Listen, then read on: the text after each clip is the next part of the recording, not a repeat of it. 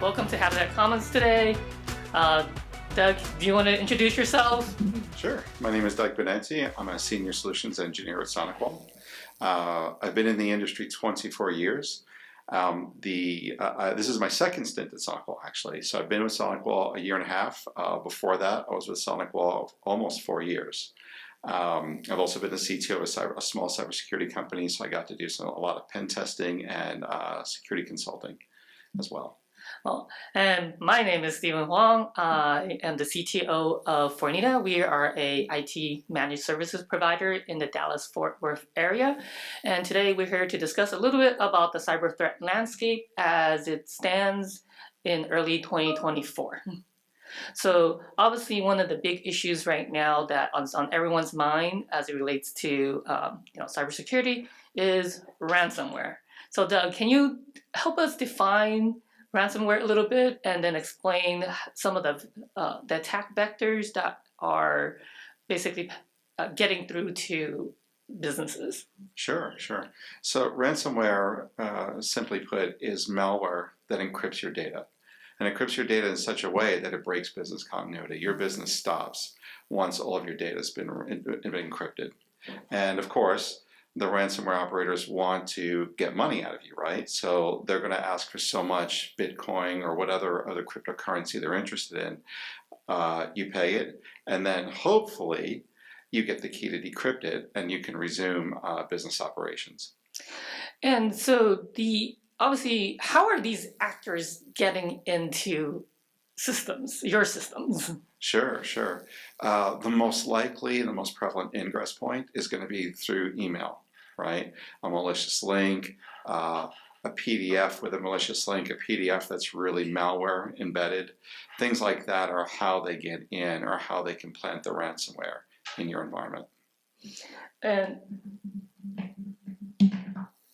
the PDF files, oftentimes, obviously, we get hundreds of PDF files, if not thousands, across a year. We see a lot of, prior to that, we saw a lot of Word documents and Excel documents, right?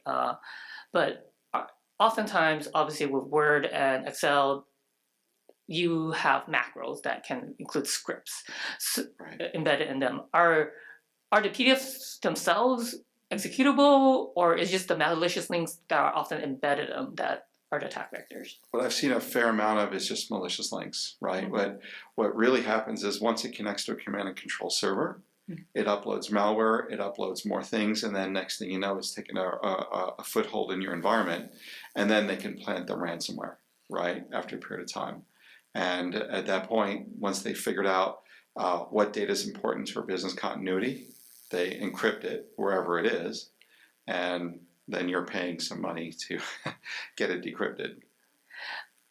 And so we've actually seen also a couple of other ways people have been getting attacked. Obviously, one of the ones that we've seen sometimes is social engineering. Can you explain how that works in this scenario? Yeah. So if the threat actor is going to do their research, right? They're going to use open source intelligence tools, things like that. So they have a good idea if they're sending an email to an individual. They have a good idea of their role within the company, what the scope of their job is, things like that. So if that's the case, then they'll send an email, let's say from their manager asking them to do something, right? Or they'll send an email where they're asking them to do something, click this link right here, right? That sort of thing. And since it looks like it came from their manager, it looks like it came from a business partner, somebody they business with, they're more likely to click that link. And from there, that's the start of this whole chain of events. And obviously, a lot of IT staff have elevated privileges. Right. Yeah. So that's sort of a derivative of this kind of an attack where you choose somebody with privileged access to breach, right?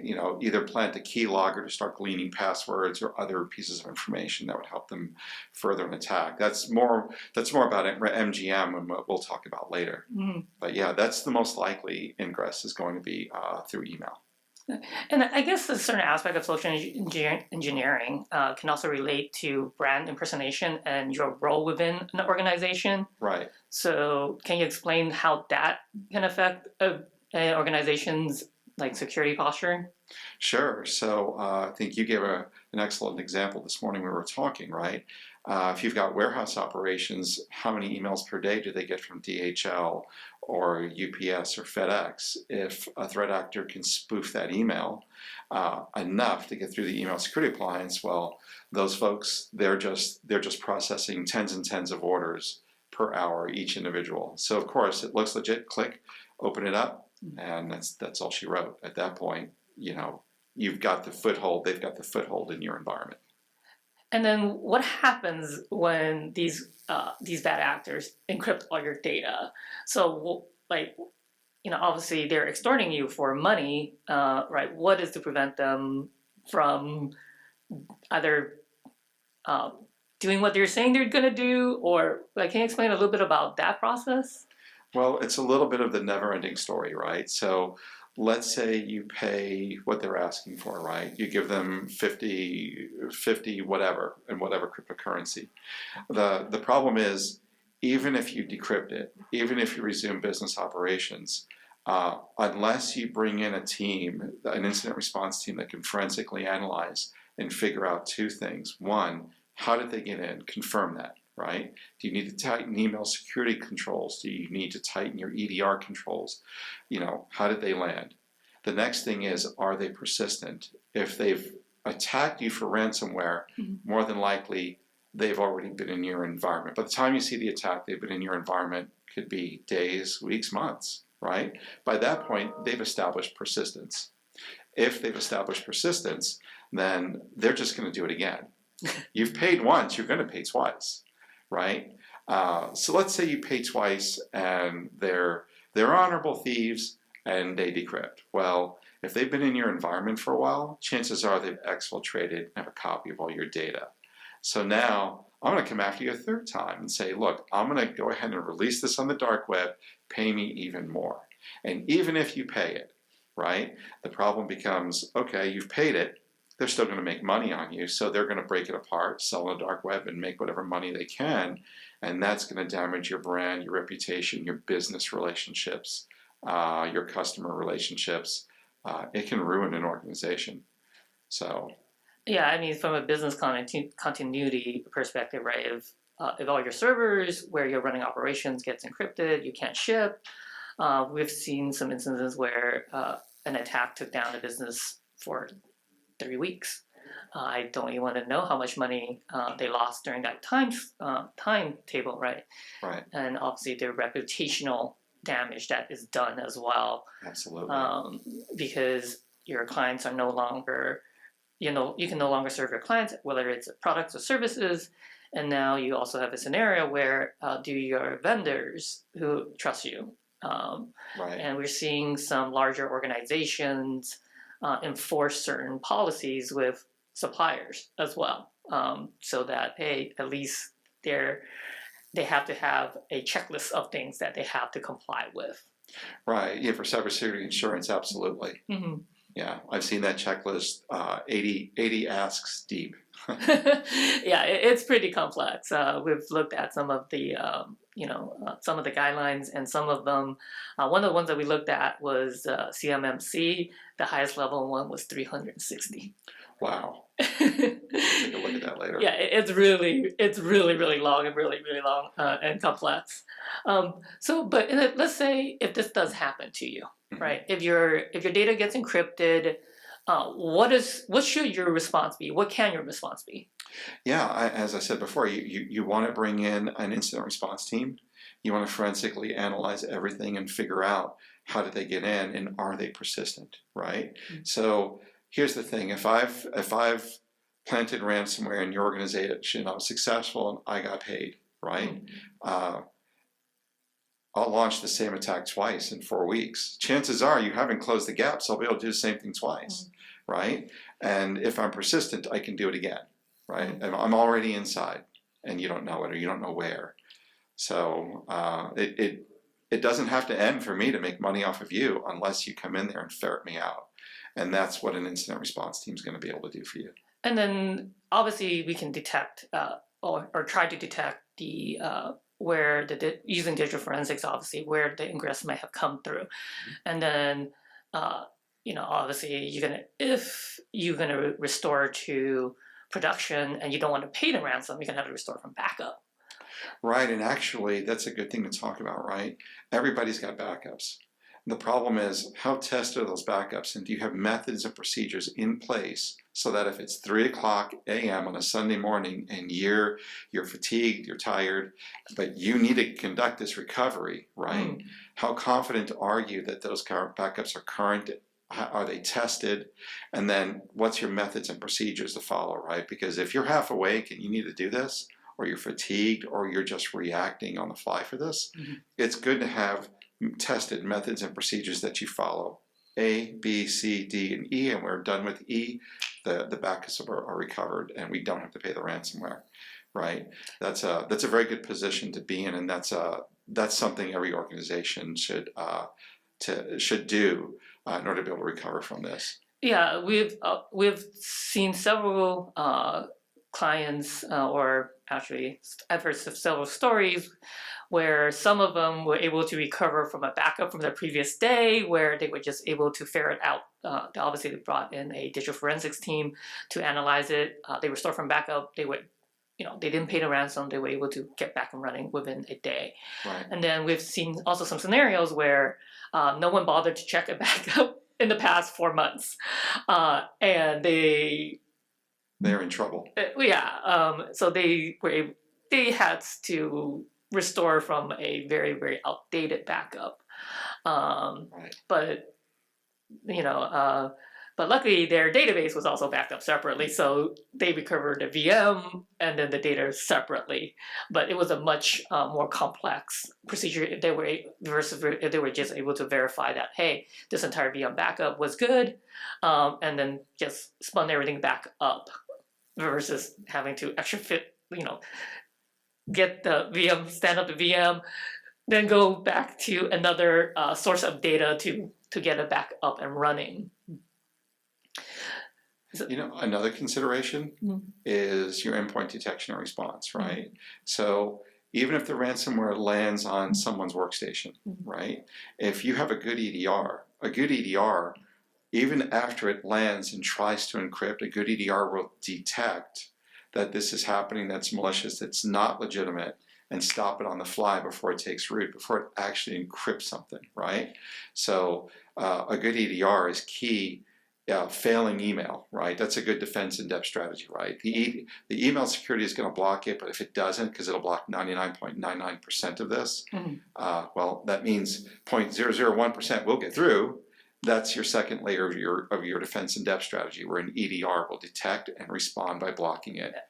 And worst case scenario, even if the damage is done, it can respond by recovering. Doing a recovery. So that's another consideration with EDR. Yeah, so now obviously now that we've talked a little bit about what ransomware is, if you get encrypted, and a little bit about the response to it. So how do you defend against it, right? Sure. So what are we mentioned that one of the most likely ingress factors is email. Email security, and a good email security appliance is how you would defend against that. And frankly, a good email security appliance with good administration, right? It's only as good as the administrator, right? Quite frankly, because a default configuration will only give you so much protection. Yeah, we actually use Sonicwall's hosted email security internally, and we have noticed a drop in phishing emails. I would say probably over 99%. Sure. Because I used to get so many phishing emails. Our accounting staff used to get so many phishing emails. Warehouse staff, everyone was just getting bombarded with emails. After a little bit of fine tuning with the software layer, I would say that at this point, I'm actually surprised when I get a phishing email. Right. But again, when it does happen, EDR takes care of it. Okay, so let's talk a little bit about EDR. What is it? So we'll start with traditional antivirus. So a traditional antivirus relies upon a threat intelligence cycle. We tell the antivirus engine what is malicious based on somebody else having seen it and been bitten by it, quite frankly, right? And that threat intelligence cycle can be 24 hours. It can be by the hour, hourly updates, even sometimes outbreak protection, which is feeding you near real-time, near-time signatures. The problem with that is the security efficacy, the catch rate of antivirus is going down rapidly. Right? I've seen some numbers that say that antivirus can only stop 38% of the threats that are presented to an endpoint. Why? Well, the threat intelligence cycle is nowhere near as fast as the threat cycle itself. Right? We have malware that's being kicked out in sub-second intervals. We have malware that's being created for an organization, which means there's no threat intelligence, right? That's going to bypass. It's highly likely then to bypass traditional AV engines and in terms of catch rates, even with heuristics. So, and the industry started to recognize this about 5 years ago. So there had to be a solution. The solution was the idea of endpoint detection and response. We're going to detect malicious activity, recognize it for what it is, and then block it. So in our case, we have Sonicwall Capture Client with Sentinel-1. And what that's able to do is look at, let's say, a piece of ransomware, look at an encryption process. The encryption process itself in the operating system may look like a valid Microsoft process, but in fact, Sentinel-1 and Capture Client together are able to see that it's not and stop it right before it begins the encryption process. Yeah, and we actually seen that in action internally ourselves, where where we had a user prior to actually implementing the hosted email security from Sonicwall, where an email got through, she accidentally clicked on the link, and then the EDR solution just stopped it. It stopped the download from happening in the first place. Exactly. Everybody should have a good EDR solution. If it's the first and last line defense. First line defense when you're using airport Wi-Fi, quite frankly, and it's the last line defense failing your email security appliance, failing, a firewall catching something, right? So yeah. So then let's look at what the role is with the firewalls now. So obviously that has changed a little bit. Sure. So one of the things that a firewall can do for you is, let's say you do get bitten. Right?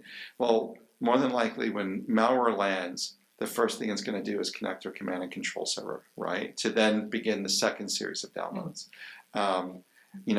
Sonic OS maintains a command and controller server list, right? So we update that every 24 hours, if not more. So when the firewall sees a connection, outbound connection, to go to that command and control server, we break it right then and there. Right, we block that connection so that you never make it to the command and control server to further the attack against that endpoint. Yeah, that certainly helps. And I think another reason nowadays is that all traffic is pretty much encrypted now. That's a fact. And so, how would a Sonicwall firewall help with, with detecting threats that are basically with all this encrypted traffic? Sure. So, like most other vendors, we can do SSL inspection, right? Using Gen 7 firewalls, I've seen a marginal performance hit. And all vendors will take some sort of performance hit, right? When you do SSL inspection, deep packet inspection. We take a nominal hit, and we have a major advantage in the industry. So for us, when there's a 443 error of some sort, we put it in a list. And then you can go in as the administrator, take a look at that list, and decide what you want to whitelist for SSL inspection versus what you want to block moving forward, right? So from an administrative perspective, that's going to save you a lot of time and trouble. And I argue you get a higher degree of accuracy in terms of what you do and don't want to whitelist. The alternative in the industry is to look at logs, copy paste out the URIs, the URLs, and the IP addresses, create an access list, marry that access list to a policy, put that policy in front, and then maintain that every day or every week. And I volunteer you for that rather happy task, right? That just sounds painful, to put it bluntly. It is, as opposed to just using Sonic OS, and it'll do that. And bear in mind, too, most encrypted traffic today can't be inspected, right? If you try to do a man-in-the-middle inspection, a lot of, software as a service providers will see a man in the middle not being able to tell the difference between an inspection and attack will just Mhm. block the connection. So you will be doing whitelists Mhm. for this. And once again, I fall back on EDR because now you're bypassing the firewall. Your EDR that sits on the endpoint, again, is that last line of defense. Gotcha. And then the all the things that we've discussed so far, the hosted email security, the EDR, and the firewall appliances, right? Mhm. So these are all systems and applications, right? Then always obviously one of the other factors, and we discussed this a little bit, is with social engineering, phishing. So this relates a lot to the user and the importance of cybersecurity training. Right, right. I'm a huge advocate of security awareness training. Um, I'm a huge advocate of doing that every quarter, right? We've all taken corporate trainings. I do them once a year, a specific training, and I never remember the answer to the questions a year later. In fact, I barely remember the training after a year.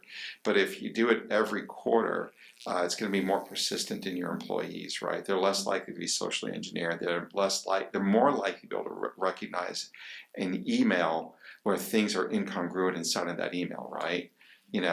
Best buys. Well, there's no best buys, right? Don't click that link, right? Yeah. And we see that all the time, right? With, like you said, where an email URL would be slightly off.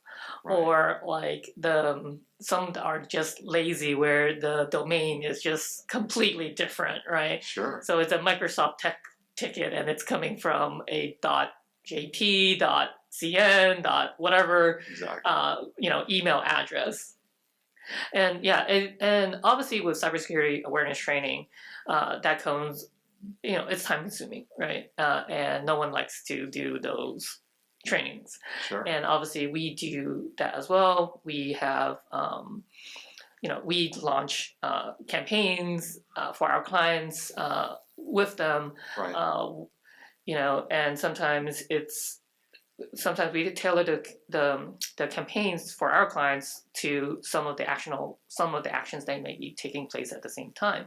Right. One time we did a campaign where the client was changing HR companies. Where Very nice. Yeah, so we tailored the campaign around that, where hey, we're your new HR company XYZ, and you'll be surprised at pretty much how many people would just click through. But that's something that we've seen because a lot of times when you have an email compromise, right, the actors, we mentioned this with ransomware too, the actors are not just immediately, encrypting things or blasting out whatever. A lot of times they're lying in wait to see, something happen. Right, right. I mean, if I send out 100,000 malicious emails every day, I only need 1% of 1% to take the bite, and then I'll make money at scale. I'll make money.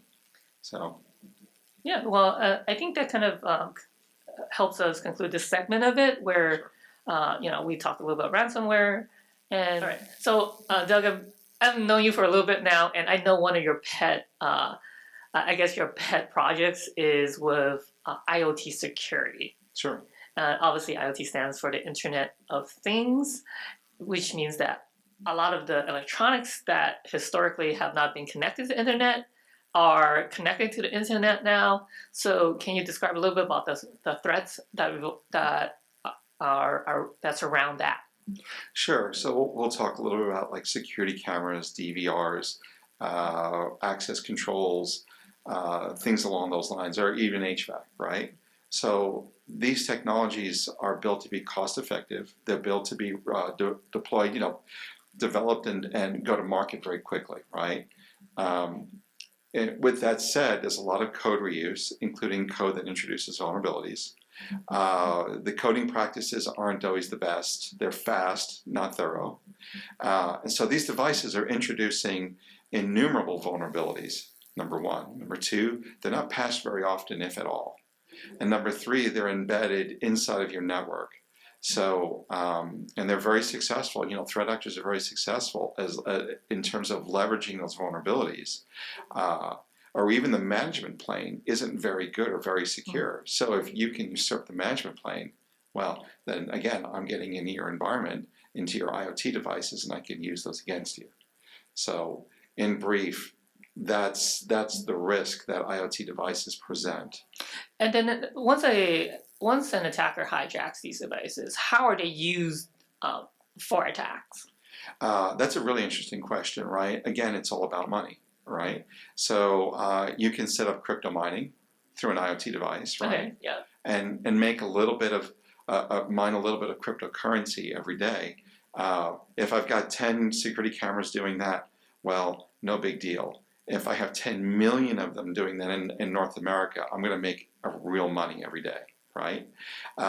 The other piece to this is I can use those for denial of service attacks, and then have distributed denial of service as a service, and have somebody do that as well, right? Yeah, and then this kind of comes back to a little bit about when you're talking about the command and control servers, right? Yeah. So if you had a firewall appliance in place that was aware of some of these addresses, would that be able to block? Yes, but actually that gets into something I think we want to cover, which is IoT devices are usually put inside the network alongside of workstations, alongside of servers, right? Yeah. That presents a tremendous amount of business risk, right? Yeah. So one of the things you want to do in your network anyway is segment things, right? Yeah. Servers, connections to public cloud, all that should be segmented from workstations and other things. Mm-hmm. That said, IoT devices should go in their own networks, their own subnets, their own VLANs, right? And I would even go so far as to say each individual technology, so door control should be separated from cameras, should be separated from the DVR, should be separated from HVAC. Now, why would you want to do this? Because from a networking perspective, we've introduced complexity. Well, if you do that and then have the firewall do east to west inspection, internal inspection of, especially, and if you only do this IoT, you'll get an early warning and be able to block. So let's say that IoT device is compromised, right? Well, it's got to connect to a command and control server. The firewall can block that, and you'll get an alert that that's happening, right? Let's say that IoT device tries to connect to Russia or Iran or Yemen, right? Or North Korea, right? None of these folks are our friends. Nothing good comes of that. Well, you can block it, and now you know which IoT device is compromised and which needs to be brought in and brought offline. Yeah, and we've also seen where a lot of IoT devices actually sometimes, well, not a lot, but some of them have been known to ship with malware embedded. Absolutely. I think there was a recent article part in the last week where a PC maker that had some Nook-like devices shipped, sold a batch of these devices that actually had, embedded firmware on one of the partitions of the drive. Right. And I don't know, with supply chain attacks being what they are, I don't know that you can guarantee even a patch update doesn't come with malware at this point, right? You have to assume that could happen. So again, segmentation and forcing everything through a firewall to detect and stop the threat, I think, is key. Yeah, and we've seen that. We have always remembered those old rootkit stuff where it was so difficult to, extract. Back in the day, that tells you how old I am. And then, can you tell us a little? You mentioned the Mirai botnet. Can you describe what that is and what it was used to do? Yeah, so the Mirai botnet really, it's about getting 100,000, getting a lot of IoT devices or even mobile devices at scale, and then pointing that and using that for a denial of service attack, right? So you might say, well, Doug, it's just 35K worth of data, right? Who cares? Well, no single raindrop believes it's to blame for the flood, right? But if I've got 1 million, 10 million of those devices connected to my command and control server, and I have command of that, I can create quite a distributed denial of service attack, and it's very hard to stop because it's coming from hundreds, if not thousands, if not tens of thousands of IP addresses, right? And very often it's happening in production environments that they have no idea this is happening because it's so small coming from each individual organization.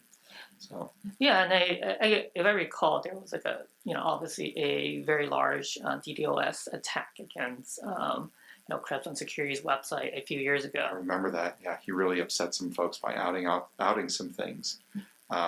There was also the CNN was brought down for a while, and I think Apple services were brought down at some point for 6 or 8 hours via public cloud through a distributed denial of service attack. So. Yes, and then obviously the takeaway is, like you said, you already described how you can protect these devices by setting up a proper network configuration to basically segment that portion of it where you basically do the minimum permissions allowed.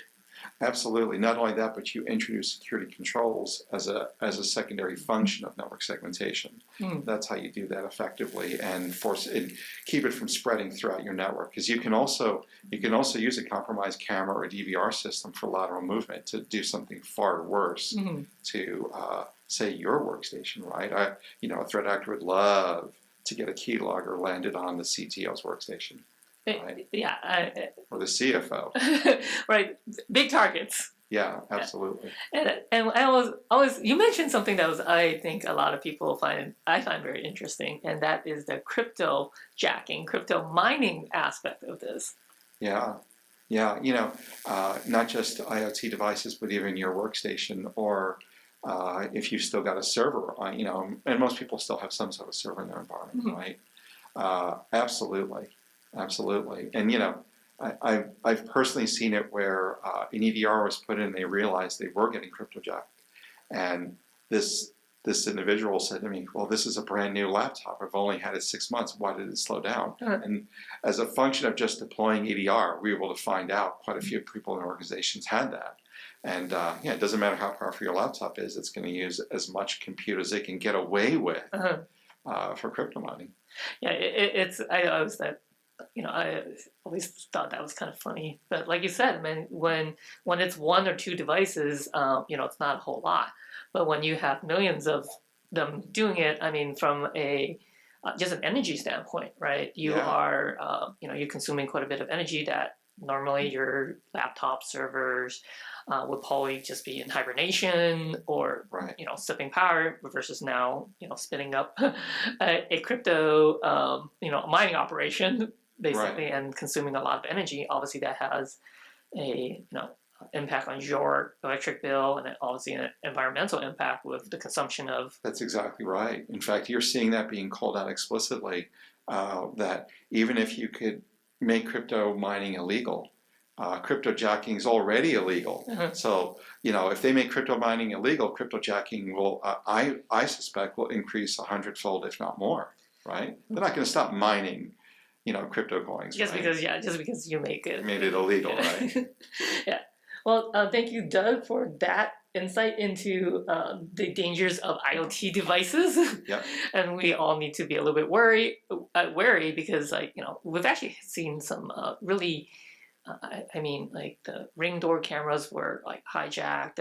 Security cameras were hijacked, where some random person across the world was just spying on their kids' security camera. Oh my gosh! Right? Yeah. You see those stories pop up all the time. Yeah, you'll see also, as a side note, if you're developing intellectual property and there's cameras in that office, if I can just turn on the mic and record 6 months worth of discussions around that intellectual property, well, thank you very much for all the research and development and giving me that information surreptitiously.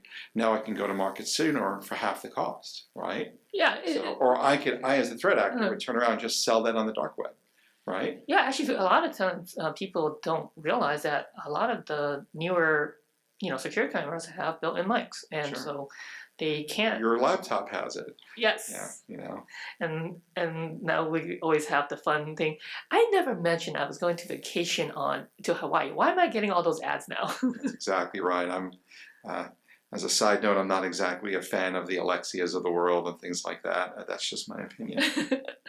Yeah, I mean, hey, that's actually an Internet of Things IoT device as well. It is.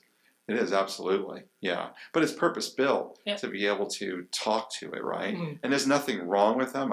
I personally, for what I do for a living, I know a lot of things about a customer's environments, and so do you. Uh-huh.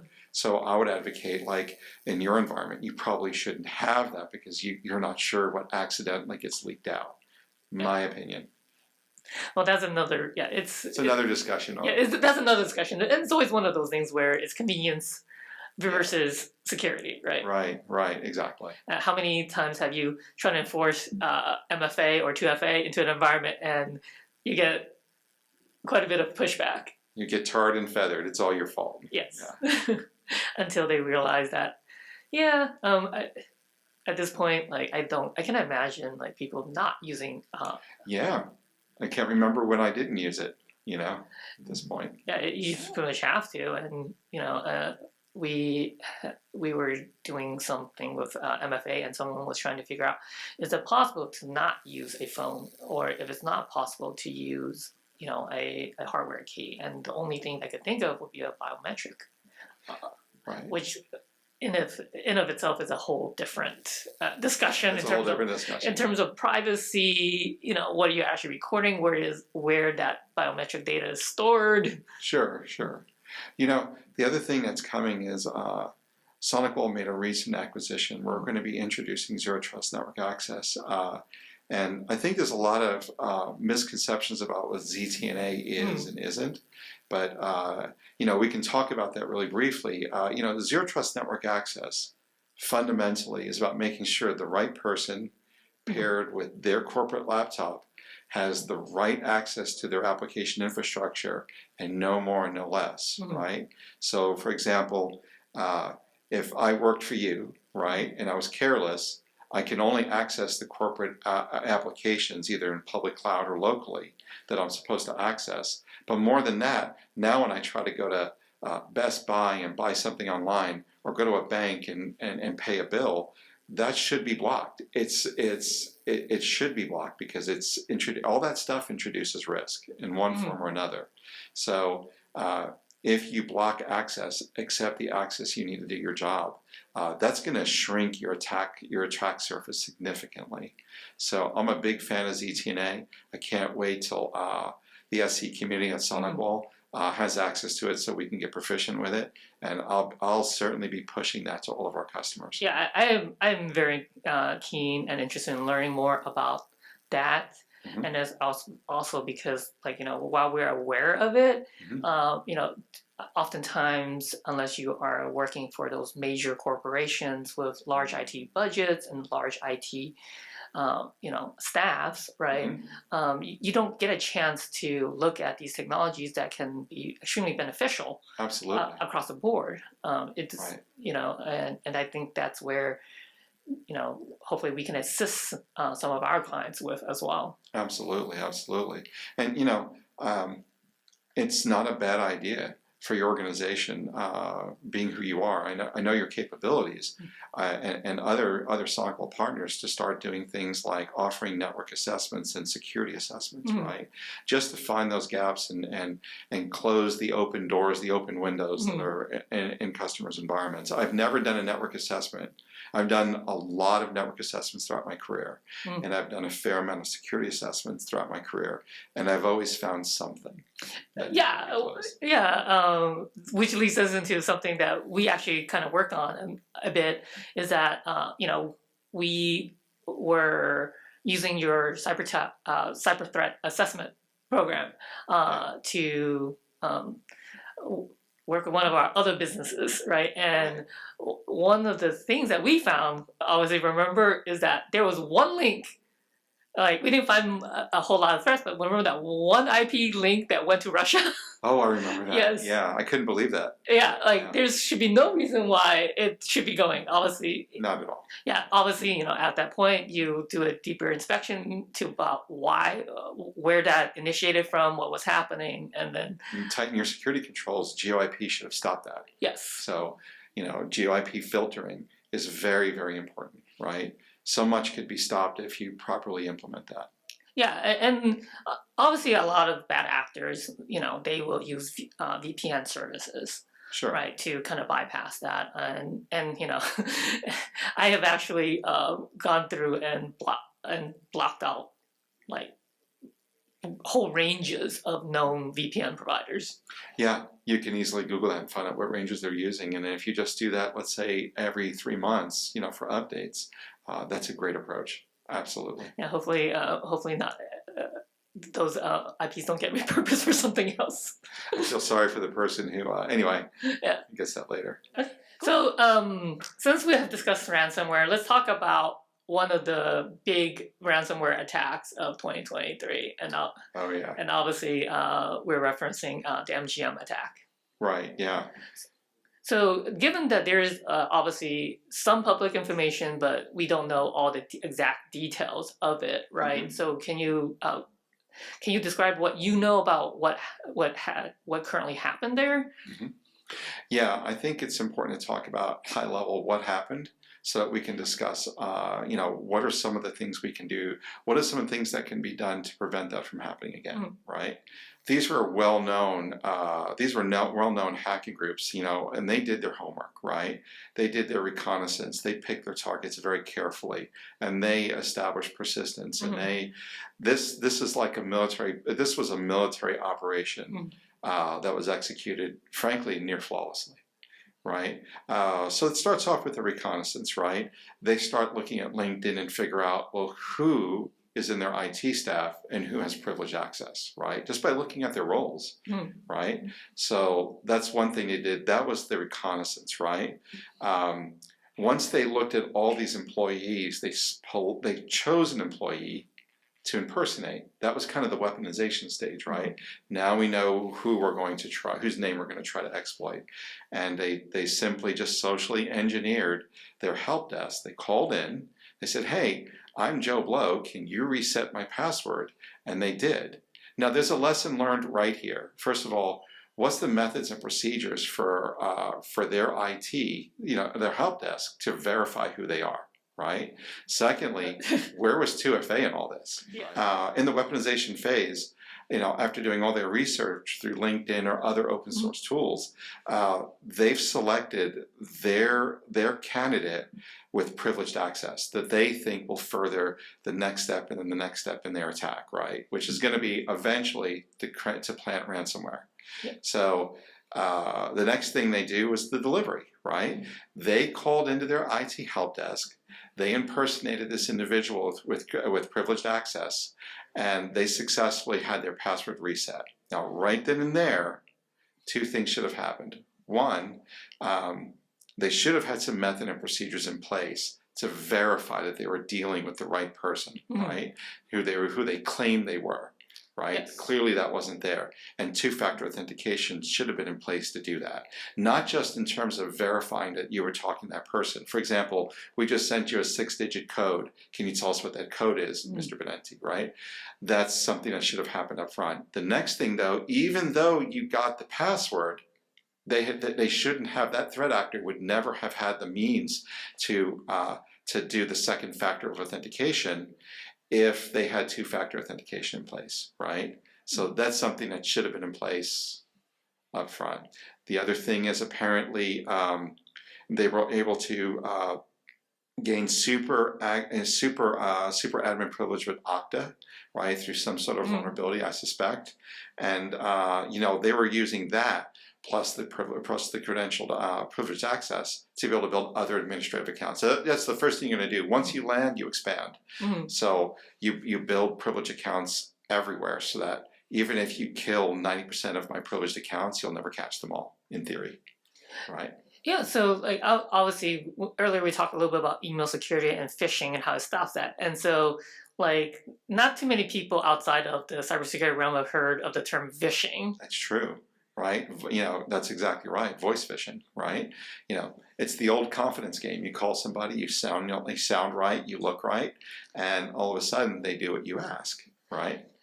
Yeah, and then obviously after they were able to get the privileged admin access, what did they end up doing? Because we've heard all kinds of stories in the news where people were not able to get into their doors, their access keys all of a sudden stop working. Right. In fact, I think if I remember correctly, they had to leave doors unlocked for a period of time, which in Vegas, that sounds pretty scary, right? Yes, it does. For sure.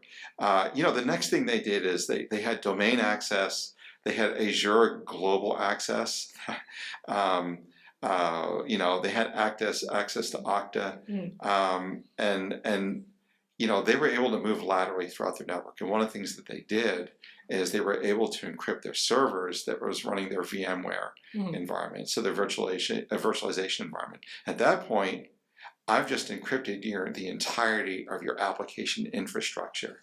You can do nothing now, sir. I just won the war, right? That's bad. Yeah, that's really bad, because obviously at the hypervisor level, that's extremely low level, right? Yeah. Where like some of the defensive techniques might not have worked in this scenario. Right. So there's no way to plant an EDR, for example, in the hypervisor, right? So I would wonder, what were your access controls just to even get to that hypervisor, right? How tight was that? How tight was that done? But at the end of the day, if you have privileged access, you have privileged access. But they knew what they were doing, and it's obvious to me, in my opinion, right?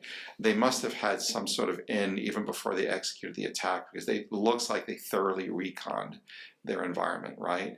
And I can't help but wonder, and this is just my opinion personally, not Sonicwall's, not Fornida's, just personally, if they'd had EDR everywhere they could have had it, would they have been able to detect that something was wrong? They may not have known the scope of lateral movement, but they may have been able to detect lateral movement, right? If they're feeding their logs to a good seam, right? That seam might have seen indications there might have been an early warning to see indications of lateral movement. If you can kill it then and there, a lot of this may not have happened to them, right? So what are some of the lessons learned, right?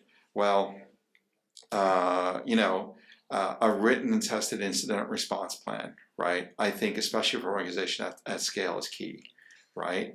Okay, we've been ransomware. What's our next steps to recover from that, right? They might have, for example, a DR site with their virtualization environment they could have kicked on in order to recover from that. But That's supposition on my part. Yeah. Well, the thing with that obviously is that you don't know if your backups are good. You don't know at what point they implemented, potential Trojans, backdoors into it, right? So that's when we were talking earlier about having a digital forensics team to come in to sweep through your backups, right? And your environment as a whole. It's extremely critical, because you can restore to a backup. Second you bring them back on the internet, they'll just encrypt that. They'll just encrypt everything again. Yeah, exactly. The other thing too is red team exercises for large organizations, even smaller ones, right? When you're a red teamer, you're ethically working with them to try to penetrate their defenses, right? And that's really good, because I've done some of that, and I have found real gaps in firewall configurations. The firewall's fine, but I should not have been able to get into an IAS server that's on Windows 2008 that your organization forgot about it as it's still running, and there's still an RDP rule that allows me to try to get to that. Yeah, and then, which is actually another thing that we kind of really didn't discuss it too much about yet, is that the role and importance of patching your systems. Yes. It is, especially at the perimeter and at the endpoint, right? Yeah. So we see, we go into some environments, and I'm looking at a firewall that has been outdated since 5 years ago, and no one has bothered to patch it. There's the manufacturers no longer support it, and there's all kinds of vulnerabilities for a public facing Absolutely. Anytime you compile any code, there's a vulnerability, right? That's just the bottom line. So keeping up with your patches on everything is key. Not just, everybody thinks about Patch Tuesday and updating their Microsoft and their endpoints, right? But if you're running Linux or some sort of Linux flavor, you need to patch that regularly as well. Your firewalls, your wireless LAN controllers, your APs, your switches, everything needs to be patched on a regular cadence. in order to minimize the attack surface. Yeah, it's shocking when you go out there and see what's actually happening, right? Especially with smaller organizations. Just like once again, you don't have Especially smaller organizations, they just don't have the bandwidth to be able to keep up with us. yeah, or the know-how, or the knowledge, right? Right. Obviously with Sonicwall, you guys release signature updates pretty frequently. You guys do OS patches, Right. pretty regularly. And not just in our firewalls, we do it for our switches or APs or EDR, everything. There's a constant cadence of patches to close any vulnerabilities that could possibly be used against our customers. Yeah, and then a lot of times, right? I'm coming from the client side, like for the business owner side of things now, where, oh my God, there's so many patches to do. Always, always this, right? And that's what we see out there like I said, in the SMB world, where okay, I have to bring down my servers for how long in order to do this, and then now I have to do, obviously with firewalls and switches, it's actually even more important because you're not patching one thing, right? When your firewall and your switch is brought down, everything connected to it is brought down. Yeah, and I think it's important for organizations large and small to have regularly defined maintenance intervals where you can bring these systems down, where you can patch them, and have a little bit of window in case something goes wrong to be able to recover, right? Yeah. And I'm sorry, did you have something else? No, you just you just gave me nightmares from earlier in my career about maintenance windows, where we used to do work for a major telco, and their maintenance window is from midnight to 4 a.m. Yeah. Guess who was at the data center at 12:01 a.m. Oh yeah. Oil and gas has the same thing, right? Where they have very defined maintenance intervals, and God help you if you miss that, right? But the other thing to talk about too, I think is very important, is I can't tell you how many improperly configured firewalls I see in the environment, right? Yes. I've worked across 3 different vendors, and I make it my business for my customers, if they'll let me, to give me an hour of your time. I will take a look at your firewall, and I will recommend configuration changes, and I'll ask a lot of questions. What can happen with pro services is they use templates, right? They deploy the firewall, they secure it, but it's not always, and this is true across the industry, you can't point this at any one vendor and say what I'm about to tell you, is there still could be gaps even when security controls are turned on, because the firewall configuration could be better configured to be more congruent with their network and application environment. Yeah, we see that all the time. That takes time. No, it does. Takes time. That takes some study. I do it for my customers if they ask me to do it, right? Or they'll let me do it. I love doing that, right? But not every ASC has all day to do this, right? We couldn't do that, for a living. That's where somebody like Fornida could come in, your organization, and do the consultative approach and tighten that last piece to